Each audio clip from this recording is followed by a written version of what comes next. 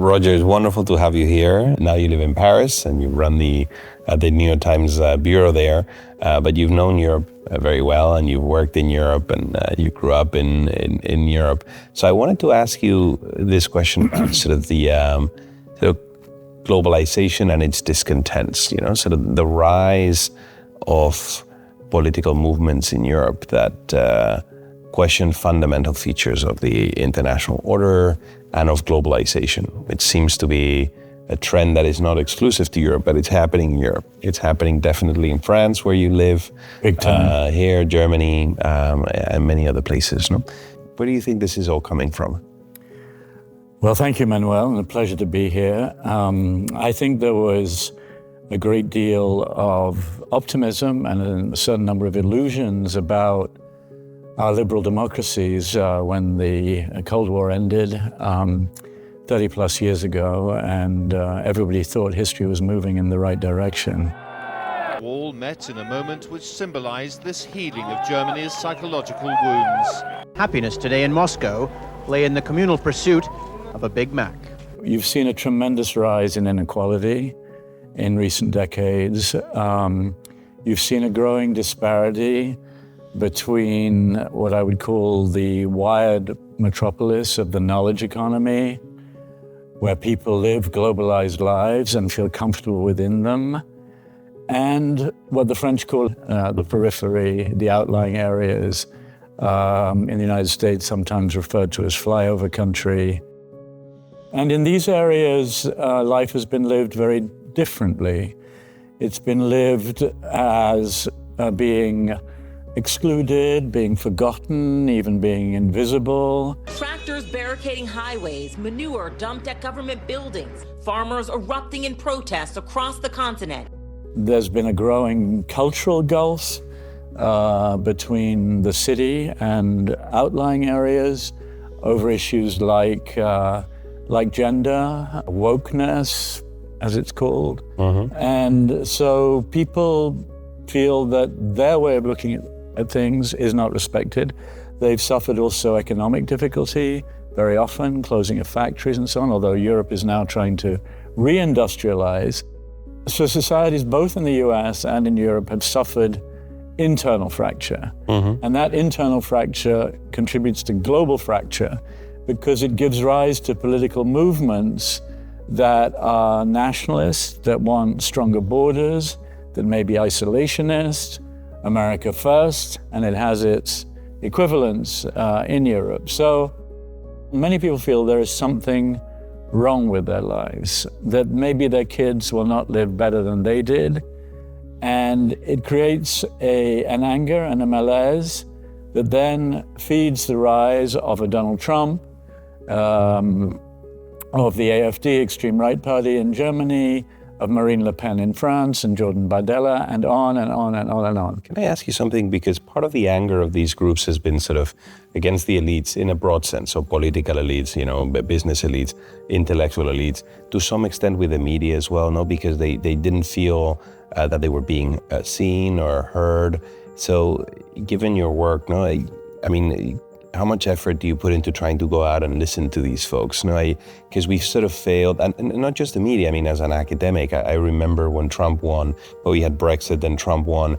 I was in the US at the time. I was at Harvard at the time, and nobody saw this coming. Nobody could actually explain it afterwards. I mean, it took a while for this diagnosis that you've drawn, which is sort of the rise of populism as a consequence of a cultural backlash and then an economic fracture. That took some time to actually be produced. So we were very surprised. So this failure of seeing this, I don't know if you agree with it. Yeah, I think that's an important point. The moment I realized that Trump might well win, I remember it very well. I went to Kentucky precisely because I thought I had to try to understand this phenomenon. It was not only you sitting in New York City where everybody thought the same and thinking you can understand it. And contempt, I think, in Western societies has been a scourge. It's been a scourge because nobody ever had their mind changed by being made to feel stupid. And if you show contempt to people who think differently, but maybe just as intelligent as you are, but they think in another way, causes further polarization and fracture. So anyway, in Kentucky, I met a bunch of people who were going to vote Trump. And what struck me was they had no illusions about him. He may drag us into a war. He's far from ideal, but we need to blow the system up. We need radical change. And I think that's what you're beginning to get in France. We've tried everything. Now we need to try something different.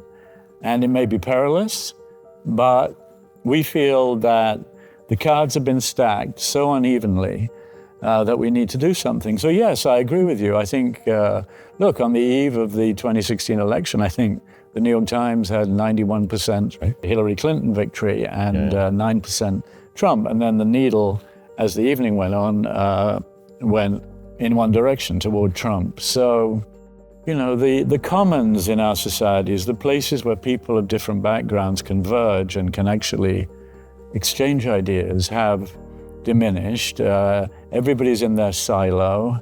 They get comforted in what they already believe on the social media channels they choose or on the TV networks they choose. And it's pretty dangerous. Can I ask you about that? Because it was precisely where I was headed with this. And just a quick comment, by the way, before I do that on the contempt, because it was so evident, no? I think Hillary Clinton referred to these folks as the deplorables at one point. She did.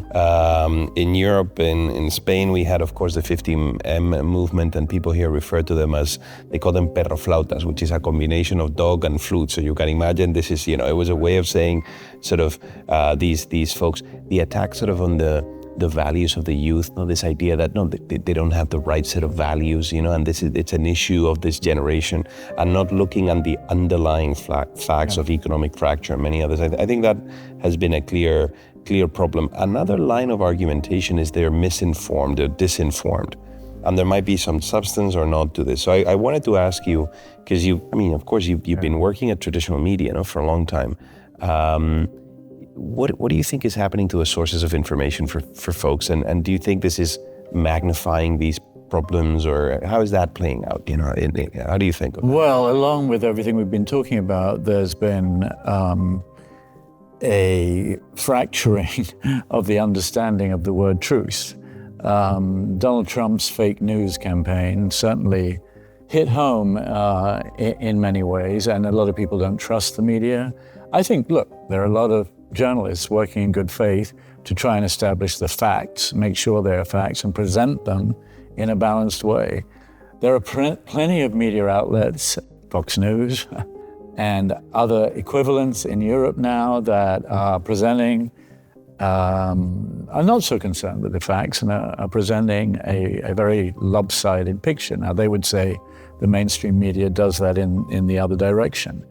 So I think, yes, I think that is certainly an issue. Young people need to try to learn how to balance different viewpoints to reach a balanced conclusion. But even as I say that, I think it's a long shot, because there's so much in our society that's just tilted in one way. I mean, everybody during the Trump campaign, I would say, well, 5 times a day he lies. And they said, no, he's the most honest guy in politics. I said, well, how can you say that? And I said, well, he tells it like it is. He said things that nobody else would say. I mean, starting with calling a lot of the Mexican migrants rapists in his first speech. He immediately went to number 1 in the Republican race for the nomination, and he was never dislodged from there. They're bringing drugs, they're bringing crime, they're rapists. So let me ask you a final question, which is sort of on, do you think folks are now listening to this underlying sort of noise in our society's level of discontent? Is this better covered, better understood? And do you think there's now an appropriate reaction on the part of policy? What is sort of connected to this? What is the solution to this, if there is any? Is it about leadership?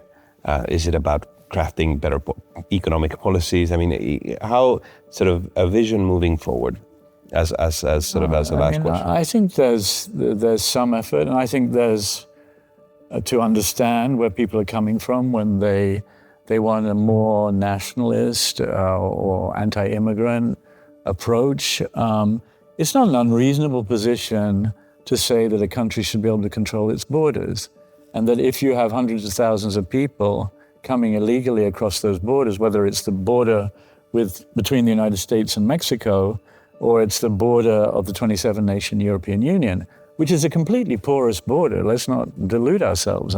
There's this police force or customs force, Frontex, but I don't know how many agents it has, but for a very, very long border, it's entirely inadequate. So to say this is an issue, this is a problem, or I see my neighborhood changing, I see the schools where my kids are changing, these are not wildly unreasonable positions. And both in the United States and in Europe, there's been a great deal of difficulty in trying to reach some kind of agreed immigration policy. That's one area where if there could be such a thing, it would make an enormous difference. I do think that journalists have a solemn responsibility, boots on the ground. You've got to get out there if you're going to understand. And you have to talk with an open mind to people, as I said, who have different views. Mm-hmm. That doesn't make them stupid. Some of them are stupid, and some of them say wild and racist and bigoted and totally unacceptable things. But many of them are people who think liberals have gone too far. They've gone too far in their wokeness. They've gone too far on gender transitioning. They've gone too far, in their economic privilege. They've gone too far culturally, too far in just throwing open the doors to any migrant who wants to come. And these issues need to be debated rather than viewed as two sides of a chasm with no way to come across. When there's a wall, when there's a chasm, understanding disappears, and when there's no understanding, that's a direct route to conflict. Absolutely. And my biggest source of optimism is that part of this diagnosis, I think, is now much more widely shared than it was in 2016, 17, even 2018.